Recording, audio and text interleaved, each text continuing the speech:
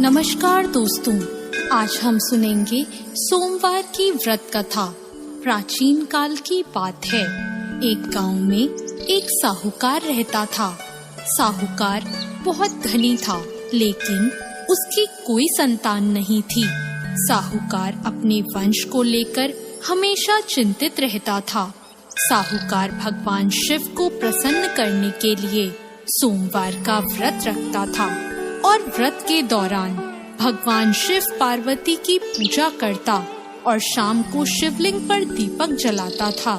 साहूकार की पूजा अर्चना को देखकर एक दिन माता पार्वती ने भगवान शिव से कहा, हे प्रभु, ये साहूकार आपका परम भक्त है।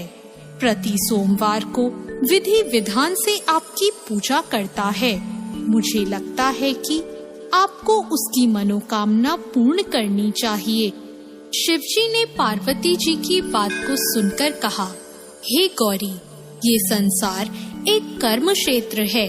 जैसे एक किसान अपने खेत में बीज बोता है तो कुछ वक्त बाद उसे पेड़ मिलता है, उसी तरह इस संसार में आदमी जैसा कर्म करता है उसे उसका वैसा ही फल मिलता है। भगवान शिव बोले कि इसके कर्मों में संतान सुख नहीं है, लेकिन माता पार्वती ने भोले भंडारी से दोबारा आग्रह किया और कहा, हे नाथ, फिर भी आप इसकी मनोकामना पूर्ण कर दीजिए। यह आपका परम भक्त है। अगर आपने अपने भक्तों की इच्छा को पूर्ण नहीं किया तो वो आपकी पूजा आराधना क्यों करेंगे? माता पार्वती के इतना आग्रह करने पर भगवान शिव ने कहा, यह साहूकार बहुत धनवान है और इसके कोई पुत्र नहीं है, इसलिए ये सदैव चिंतित रहता है। लेकिन इसके भाग्य में संतान योग भी नहीं है। लेकिन तुम्हारे आग्रह करने पर मैं इसे पुत्र प्राप्ति का वरदान दे देता हूँ। लेकिन इसका जो पुत्र होगा वो केवल 12 सालों तक ही जीवित रहेगा। फिर एक रात्रि शिवजी ने साहूकार को स्वप्न में दर्शन दिए और कहा कि उसको जल्द ही पुत्र रत्न की प्राप्ति होगी, लेकिन उसका पुत्र दीर्घ आयु नहीं रहेगा, बल्कि केवल 12 वर्ष तक ही जीवित रह पाएगा। यह बात सुनकर साहूकार ना तो प्रसन्न हुआ और ना ज्यादा दुखी हुआ। साहूकार ने इस बात को सुनकर भी पूजा अर्चना जारी रखी और कुछ दिनों बाद साहूकार की पत्नी गर्भवती हो गई और उसने एक सुंदर बालक को जन्म दिया।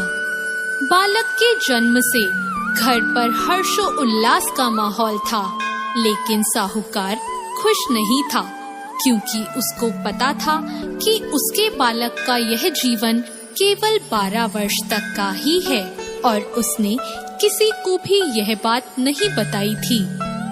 जब साहूकार का बालक 11 वर्ष का हुआ तो साहूकार की पत्नी ने कहा कि अब इसका विवाह कर देना चाहिए, लेकिन साहूकार ने मना कर दिया और उसे शिक्षा के लिए काशी भेज दिया।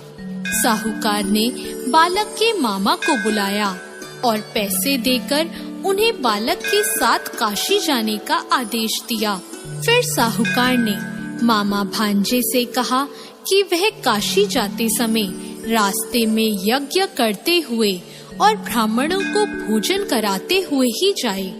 दोनों मामा भांजों ने ऐसा ही किया। काशी जाते वक्त जिस रास्ते से मामा भांजे गुजर रहे थे, उसका राजा अपनी पुत्री का विवाह एक ऐसे राजकुमार से करवा रहा था जो कि काना था, यानी उसे एक आंख से दिखता नहीं था। दूल्हे का पिता इस बात से चिंतित था कि अगर दुल्हन पक्ष को यह पता चल गया कि दूल्हा काना है तो राजकुमारी विवाह के लिए मना कर देगी। इसलिए उसने जब साहूकार के पुत्र को देखा तो उसने सोचा कि मैं अपने बालक के स्थान पर तोरण के वक्त इस बालक को बिठा दूंगा और दुल्हन के पक्ष वालों को पता भी नहीं चलेगा। दूल्हे के पिता ने साहूकार के पुत्र को इस बात के लिए राजी किया। इस तरह साहूकार के उस लड़के ने दूल्हे के कपड़े पहने और घोड़ी पर चढ़कर तोरण की रस्म पूरी की। तोरण के बाद फेरों की जब बारी आई तो दूल्हे के पिता ने साहूकार के पुत्र से अनुरोध किया कि वह दुल्हन के साथ फेरे ले और जब विवाह संपन्न हो जाए तो यह बात किसी को ना बताए।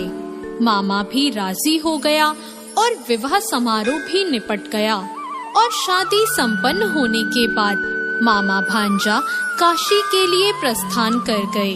परंतु साहूकार के पुत्र ने दुल्हन के कपड़ों पर लिख दिया कि तुम्हारी शादी मुझसे हुई है, लेकिन जिसके साथ तुम जाओगी वह एक आंख वाला आदमी है और मैं काशी में शिक्षा ग्रहण करने जा रहा हूँ।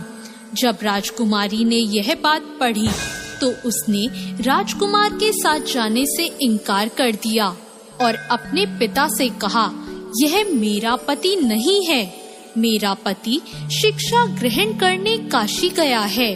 जब सब जगह यह बात फैल गई तो मजबूरी में दूल्हे के पिता को सारी बात बतानी पड़ी और दुल्हन के पिता ने भी अपनी बेटी को भेजने से इनकार कर दिया। इधर मामा भांजे दोनों काशी पहुंच गए और बालक शिक्षा ग्रहण करने लगा और मामा ने यज्ञ कराना भी शुरू कर दिया। जब साहूकार का पुत्र 12 साल का हो गया तो एक दिन वो अपने मामा से बोला कि उसकी तबीयत ठीक नहीं है और वह सोने अंदर जा रहा है। साहूकार का पुत्र अंदर सोने गया और उसकी मृत्यु हो गई। कुछ देर बाद जब मामा अंदर पहुँचे, उन्होंने जब अपने भांजे को मरे हुए देखा तो वो बहुत दुखी हुए, परंतु वह रो नहीं सकते थे वरना उनका यज्ञ अधूरा रह जाता। इसलिए मामा ने वापस जाकर यज्ञ पूरा किया और ब्राह्मणों का भोजन कराने के बाद मामा अपने मृत भांजे को देखकर रोने लगे। उसी वक्त उसी मार्ग से शिव पार्वती गुजर रहे थे। माता पार्वती ने किसी के रोने की आवाज सुनी तो उन्होंने शिवजी से कहा, हे प्रभु, कोई मनुष्य रो रहा है, चलो उसके दुखों को दूर कर देते हैं। शिव पार्वती मामा के पास गए और उन्होंने जब मृत बालक को देखा तो हैरान हो गए, क्योंकि वह भगवान शिव के आशीर्वाद से जन्मा साहूकार का पुत्र था।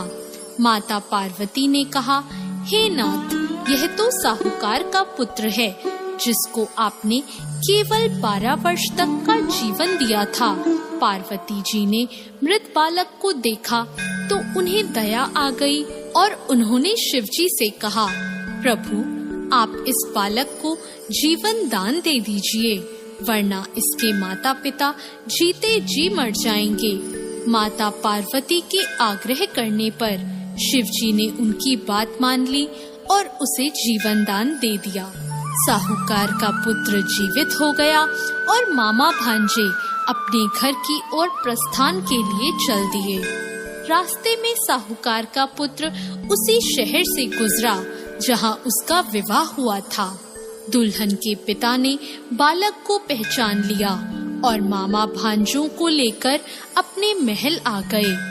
दुल्हन के पिता ने एक समारोह किया और अपनी पुत्री को साहूकार के साथ भेज दिया। जब साहूकार का बालक अपने घर पहुंचा तो उसके माता पिता छत पर बैठे थे और सोच रहे थे कि अगर उनका पुत्र सही सलामत वापस नहीं लौटा तो वे दोनों भी इसी छत से कूदकर अपनी जान दे देंगे।